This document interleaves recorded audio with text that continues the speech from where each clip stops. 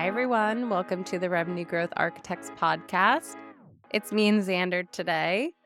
And yeah, Charlie's on jury duty. I feel like for those of you who are listening, we've been like pretty surprised by how many people say how jealous they are of Charlie for being in jury duty, because I think it's like the last thing that I would want to do. But for all of you who Charlie's living out your like CSI or true crime dreams, message him on LinkedIn and let him know, because I feel like he'll need those words of encouragement right now. Anyway, more on that soon.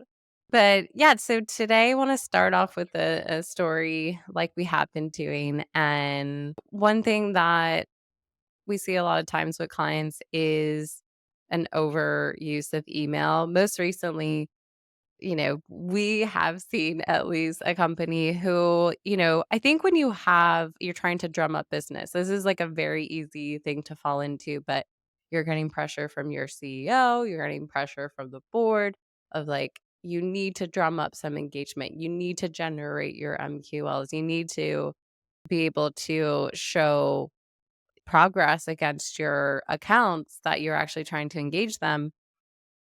And there's a lack of budget to do that too, a lack of people, a lack of time. And so there's always the case where there's a reliance on email. And so we saw recently where there was a big push to send a lot of kind of like sales outbound email, but marketing was sending it and pushing it through to thousands of cold leads. And you might get one response, and that one response just, says to the team, let's just keep doing that. And in the interim, there's a lot of list management, there's data that gets messed up, there's this push for more volume and pushing it out really fast, which then leads to more mistakes and thousands of emails being sent out to the wrong people, unsubscribe rates to all these prospects that they want to engage, and very little output.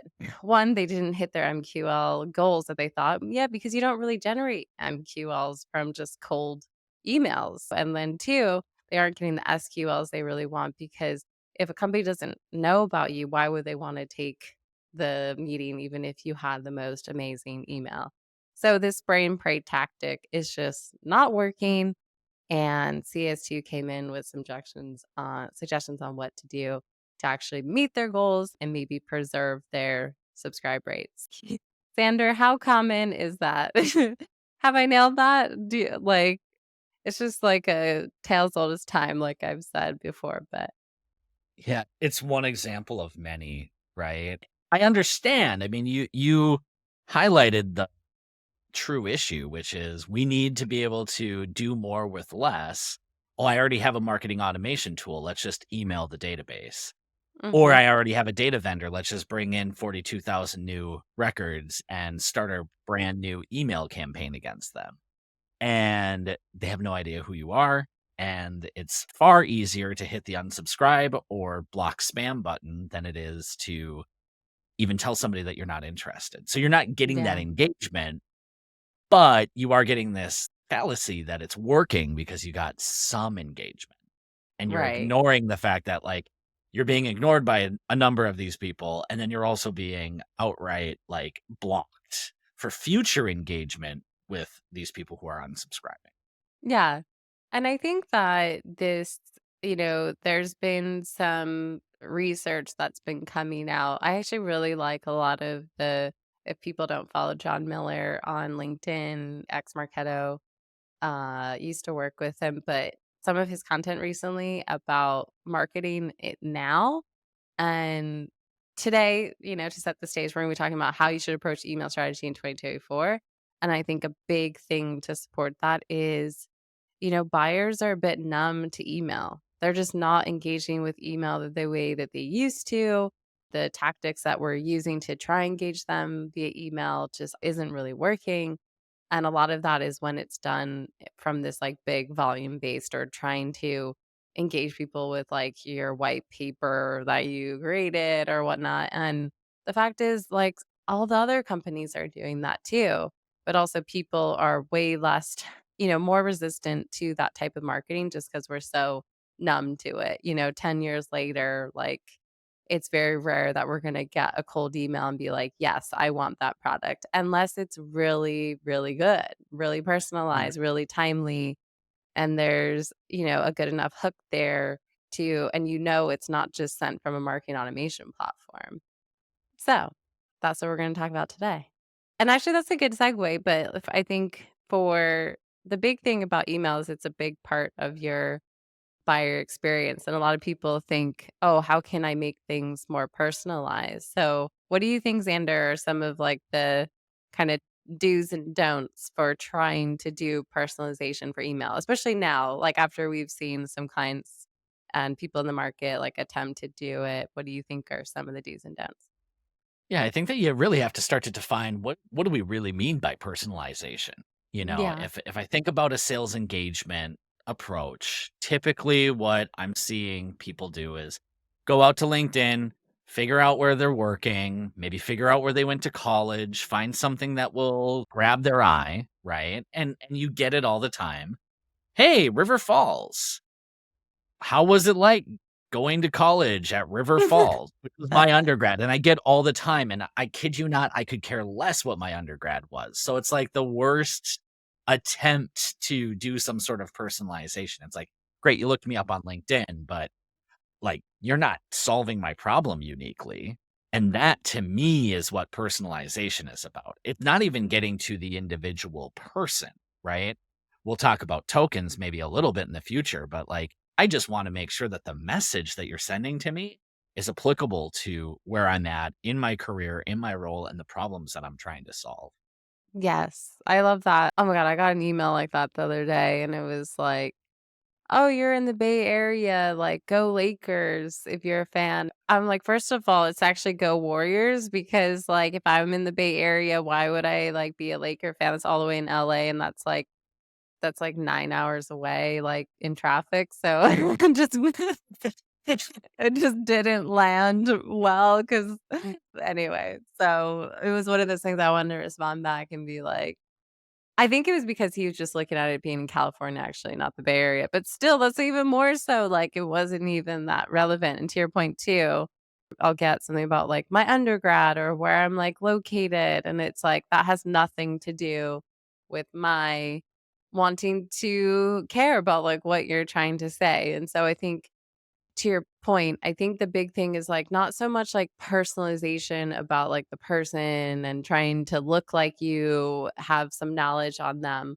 but really, like, truly understanding the persona or some compelling events at the account or understanding the buying team or something and figuring out, like, what will actually be a good use case for them and hook that's gonna help them. I mean, the thing is B2B, we're just trying to sell tools to help them do their job better. And then that company's trying to sell another company a tool to help them do the job better. It's like it's on and on and on. And so trying to figure out for them like why they should care, how it's going to help them with the goals that they have that do their job better or make the company more efficient, help them hit their goals and less about, am I a Laker fan? Yeah, I mean, we all have feet, but it doesn't mean that we all wear the same shoes. No, yeah, And I like that. it's one of those like, let's say that your target industry is tech. Well, within tech, there's different people within those realms. There's different angles that each of these companies are trying to approach, and you need to be able to find ways to segment your database appropriately and then have the right messaging aligned with those segmentations. And so it's really difficult when I'm like talking with a client or even talking with a friend and it's like, "Oh, do you have persona based segmentation messaging?" And it's always like, "That's going to come in the future. I don't have time for it today." Yeah. But yet we're doing all of this marketing and all of this activity, but we haven't even really been able to like actually identify what these buyers are going to need to do the Mhm. most. It's like I'd rather us slow down on all of the activity and make the activity more meaningful. That's so true, and I think that's the big thing that's getting in the way of companies is, like, they're looking for the easiest, fastest way because I think we think of an email channel as, like, just free and, like, let's just use this however which we want, and we just need to show activity, and why would we need to slow down? It's like, well, are you just trying to show the revenue team that you're just doing something, or are you actually trying to get results? Because I think if you actually show results, like, it's just gonna be a way better conversation with the revenue team than you just saying, "Hey, we did all these email campaigns," or "We're sending to all these accounts, to all these people."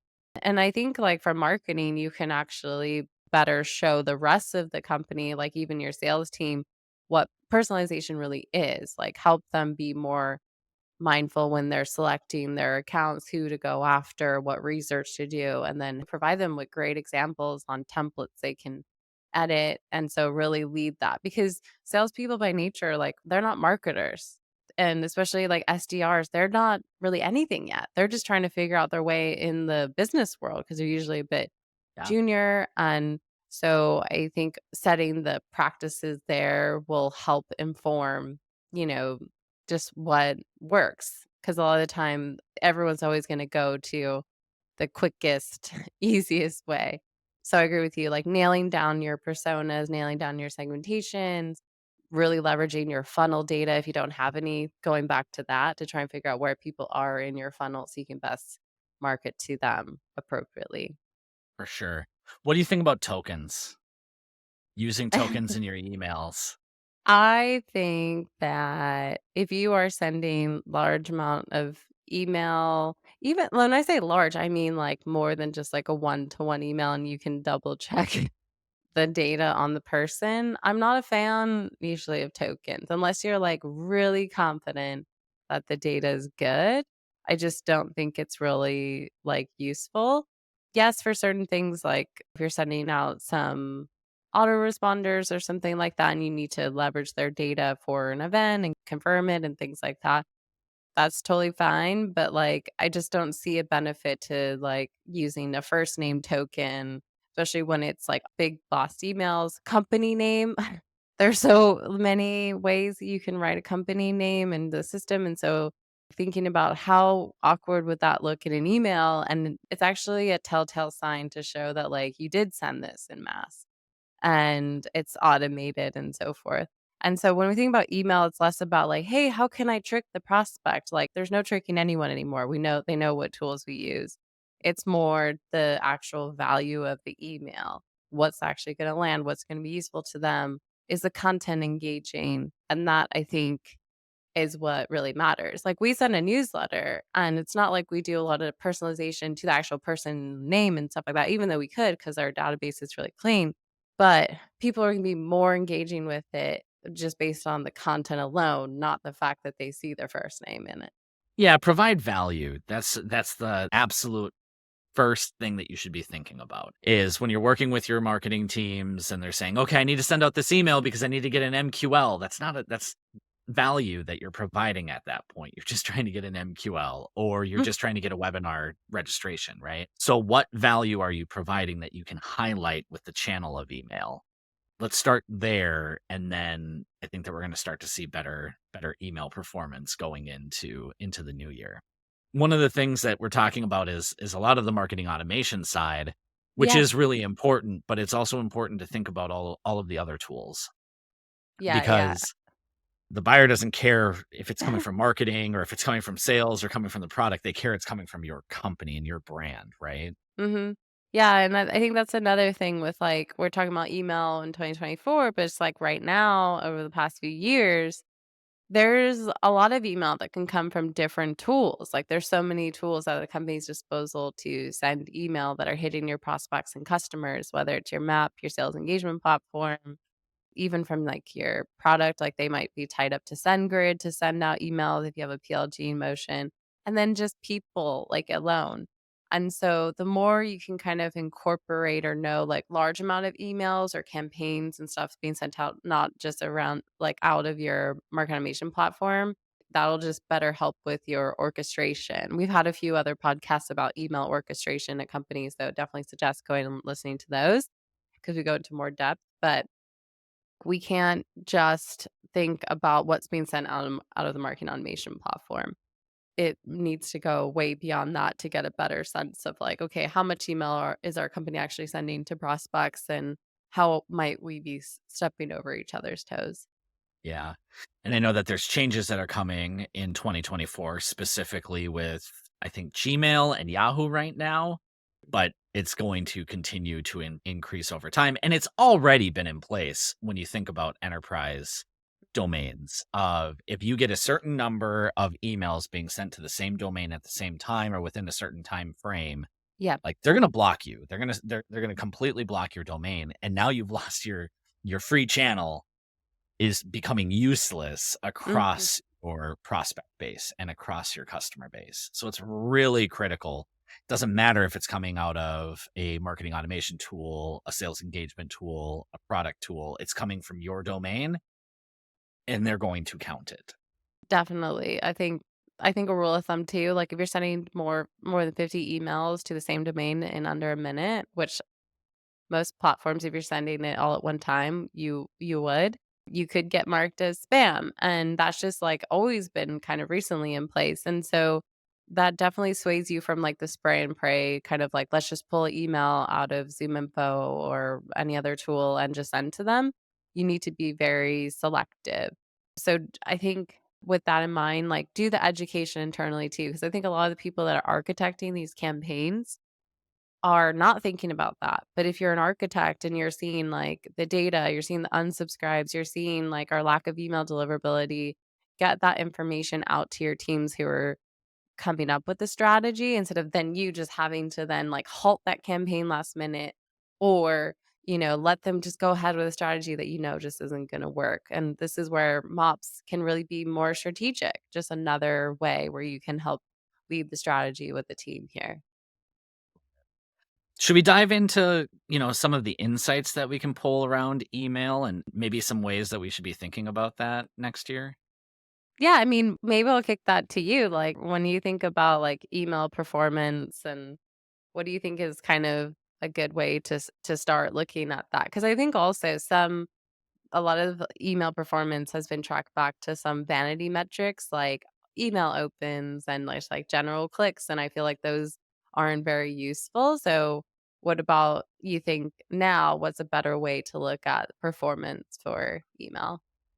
It really comes down to how we do a lot of our sourcing with clients of email's a channel, right? So Hmm. clicking an email is not a campaign success, right? Right. We are typically not sending email campaign responses back over to Salesforce and showing that this email got 30,000 opens. That's not success, right? But instead, what we're trying to do is we're trying to capture what was the CTA of the said email. Was it to go back to the website and download something more? Was it to go to an ungated asset? And then finding ways, basically utilizing the UTM parameters that you have on those emails to say, okay, how many people within this time period actually went to the website or filled out a Hmm. form or filled out a request a demo, and really start to show email's performance when it comes to the true leading indicators of conversion and potentially improving velocity across the funnel, but by doing that based upon the activity that they're taking back on the web and with your brand. Because at Yeah. the end of the day, like there's just so much impacting our vanity metrics. It's useful to know from a directional standpoint, if we can see that nobody's opening this email, maybe we shouldn't keep on sending that email week after week after week. Maybe we should change things up. But if we're really trying Mhm. to figure out like what is the impact of email having on our business, we've got to go a little bit deeper and a level further on that by utilizing those UTMs and then tracing that back to tipping point or campaign performance. I totally agree, like, when you talk about, like, the goals of campaigns, like, email is a channel to try and get a conversion, and I think that's a big thing to, like, change the mindset. I think a lot of the time we think an email campaign is the campaign itself, but, like, the true kind of conversion is usually on whatever offer you're trying to promote, whether that's for an event or, you have a new asset or a calculator or something like that that you're trying to give value to the prospect, and so, like, that offer is usually what you have a campaign for, And so you can track the conversion there, but then also stamping your UTMs on the campaign member. We're going a little bit detailed, but like that is a better way to track it. So you can see, okay, overall for this offer, was email a better channel for it? Was paid social a better channel for it? Was, just having it on our website a good driver for it? People always want to think of a nurture as a campaign. It's like, no, that's still your channel that you're trying to get a conversion for, and really tracking the conversion and nurture being that channel is the right way to think about performance to me, because you're really just trying to like email's a lever that you're pulling to try and get engagement. So I totally agree with that. The comparison Yeah. that I like to pull is, we don't report on impressions from social or impressions from Right. display as like conversion success, right? That's kind Hmm. of the equivalent of reporting on email with their opens and click through rates of those are kind of your impressions more than they are the actual conversion point that you can say this is what drove said. Yeah. And I think from a sales engagement platform, so thinking about that type of email and also calls and everything, like when you have like a sequence or a cadence or whatever you're setting up from whatever tool, HubSpot's or other sales engagement tools as well, the metrics are going to look different. So it's very, the whole goal for some of those is just trying to get a response or a connection, and those tools can actually usually give you that data now. And if you're tracking activities to it, you can actually look at, okay, we have an activity for connections and it was tied to this global sequence, which I highly suggest using global sequences or cadences and stuff for your sales team. But that's a different goal. And so a different way that you're going to look at things. But instead of just looking at, okay, how much volume did we send out? How many general clicks are we getting? But what about connections, responses, something you want to track? And a lot of the tools give you the ability to get those insights. And so making sure you're tracking that, because that'll help inform your strategy too. If you see that one email in a sequence has better response rate, that's all things that you can better inform your strategy. For sure. All right. Well, I think the last thing we want to talk about is around efficiency, which I think we've talked a lot. There's been like a lack of efficiency for email, and I think that's just because, like we said, this channel's been kind of overused. It's very high volume and it's quick. But how do you think, as far as like when we think about efficiency, how do you think that plays a role into like rethinking the strategy for 2024, especially everything that we've talked about like now? Like, what are some of the things that the team can put in place to like increase efficiency there? You said, how can we be more efficient with the strategy? And I'm going to start with let's have an email strategy. Let's start there, Let's because just I have think that one. let's just have one. No, but like if we're thinking about it in the right way, we're talking about segmentation, personalizing our emails toward our buyers. Let's start thinking about what is the communication plan in Mhm. 2024 that we want to go. Is there a specific message that we are trying to get across over the next 3 to 4 months? Mhm. And what are the variety of segments that we have to target within that time period? And then we can drill into what is going to be the maybe mini nurture. Maybe it's not an ongoing nurture, but it's a nurture that you're going to take somebody through over the course of the next 4 months. Because email's so easy to do, usually it becomes, oh no, we need more volume. Let's do an email, as opposed to how can we really capture the demand that we already have started, Right. and get them into the right place. Mhm. So I would say that let's start with an email strategy and build that out across the team. And then we can fit it in with all of the other things. So if we have an event that's coming in, let's bring that into the email campaign. That's, Mhm. taking like a divergent with those people that we might be targeting for an event or a webinar series, but we can keep the message flowing all throughout. Yeah, definitely. I think to your point, like thinking about goals and, well, one, mapping out like what is the expected buyer experience. Kind of you're thinking about, okay, when we do acquire someone, like how do we want their journey to be? Because I think a lot of the times you're right. Like there's no real sense of like what's happening. You might have a nurture that you put someone through, but, like, a lot of the time it's outdated, it hasn't been it's been there for years, but then people are like, "But we're sending out emails anyway, and so it doesn't really matter," and it's like, well, this is a whole collective kinda thing, like, how does your nurture differ from some of the emails you send out for events, or do you wanna then send a newsletter instead for some things like that? Like, really think about your buyer, but also, like, when you do acquire a name now, how you're marketing to that person who then said, "Yes, I want to, like, hear from you," is your one chance to impress them, and so if that isn't really nailed down and good, I would say, like, start there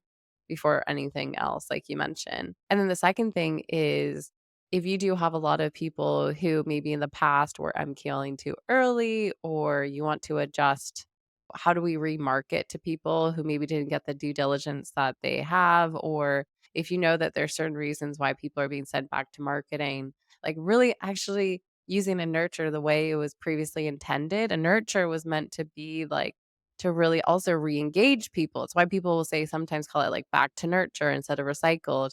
And so really going back to figure out, okay, how can we adjust the messaging based on, their budget or case studies and things like that to get them kind of continue to be have your prospect or your product, like, top of mind for the prospect, I think has been well, and I don't know, just abandoned, like, no one really has that anymore, and so Yeah. really thinking that through, and then I think just if you are really strapped on time and resources and you're a small marketing team, really I did this with a client recently from a more strategy, work with the client, but thinking through, okay, we actually just took their quarterly OKRs and then we actually mapped a new I said, "Okay, but we should be setting up our goals or our campaigns back to those OKRs. Like, how are we gonna help you hit those OKRs with those campaigns instead of just like, let's just do the status quo of what we think is the right thing to do aimlessly, like random acts of marketing." I'm like, "Let's just stick to a few core things that can execute really well that also then support the goal of your OKRs and really map out who that audience is and make sure it's like really well defined." And I think that that not only got them out of this, like, spending hours and hours on things that weren't gonna work, but now we can lean back and say, "Okay, we can actually show to the executive team that the efforts that we're putting in actually support the goals that we have." And so that keeps you more focused, doing the right things instead of doing a lot of things is a better approach. Yeah, for sure, for sure. Speaking of doing a lot of things, I think that the other piece of being more efficient with your email strategy and email execution is enabling an email calendaring system Yes. and making sure that this is cross-functional. As we mentioned, there's a lot of different systems that are sending out emails. There's a lot of different teams that are sending out emails. So it's really important, have something that is documented. And from a platform perspective, this can be an Excel sheet, a Google sheet, it can be a project management board. You can have this in Notion. Like there's a lot of options for you to create this. What we recommend is making sure that it's something agnostic to the tool that's sending out the emails, just because then you can incorporate all of the different channels that are coming through. And then honestly, bring those people together for an air traffic meeting and just make sure Mhm. like my audience over here really needs this message this week. So let's not send them the generic message that is going out to the rest of the database. Having that opportunity for all teams to come together and be on the same page pays dividends. So if you're not doing that right now, I think it's a great clean up and get to work on bringing all of those folks together and making sure that we're delivering a good customer experience to the people that we are Yes. messaging. Yeah. I like that you mentioned that too, because we were recently at our CS2 team offsite, and I think someone mentioned to the cups team, like, "Hey, do any of our clients have like a really good email calendar?" And I think we pointed to like one out of them. And that's a big thing that we try to educate our clients as part of the process, but it's really on them to kind of like own some of the calendaring. We just tell them like what is a good use case and we have a template for that. But yeah, it's one area that I think a lot of teams don't have, even though you think of it as being very like I don't know, rudimentary kind of, but a lot of the time it's missing. So yeah, Or so it's I just think too limited, or it's it's just just like yeah. it's just marketing or and then you're missing the full picture. Yeah. And Marquetta tried to do their own calendar and, that failed. But so don't do yeah, and that was only looking at one tool, so I think that's a big, big thing. Alright, so to sum it up, I'm just gonna do a recap of kind of a few things that you can start with, and Xander, you tell me after if I missed any. So the first thing, I think really we're saying, like, map out your communication orchestration between your tools. Try to figure out how that aligns to your prospects and customers, and really get insight into if there's, like, an overuse of email and things like that, because that can help start the conversation, and that can help better define your strategy. So if you are gonna, inform, "Hey, we need a better strategy. This is what's happening now. This is what we should do." But starting with what's happening and doing assessment first, I think is the right thing to do. The second thing is really thinking about, like, the expectations of their buyer and customer when it comes to email. I think that's really good marketing is kind of like matching expectations and then setting the reality to match the expectations. Like, that's happiness. Like, it's like if your expectations are met with reality, it's usually what makes people happy. That's why sometimes it's good to have low expectations, but that's another podcast. I think review your email strategy and then match that to what the prospect and customer expects with segmentation, timing, the messaging, and don't just fall back on just like simple tokenization and random details based on where someone's located and think that's going to work. And then the last thing, the email calendar, really try and implement an email calendar, use a cross-functional team that can update that to account for all the email channels. If it's like one-to-one things, that doesn't need to be included, but just like really kind of big sends where there's a lot of overlap.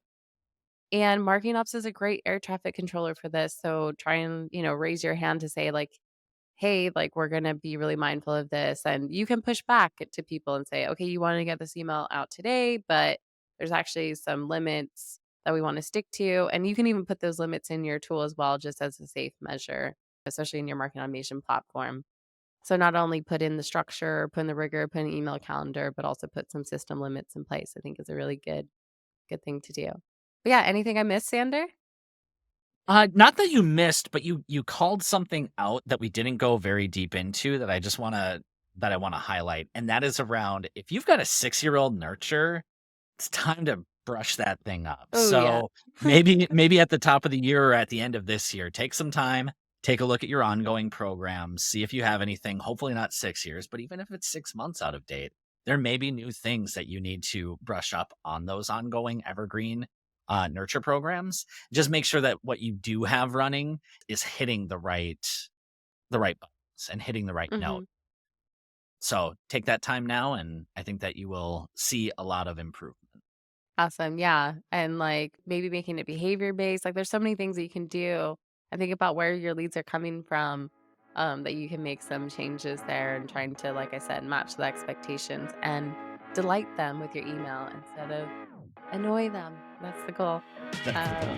well, hopefully all of you enjoyed that episode of RGA today. If you did enjoy it, give us a like or a review, or share with a colleague or friend. Really appreciate it. And we'll see you next time. Have a good one.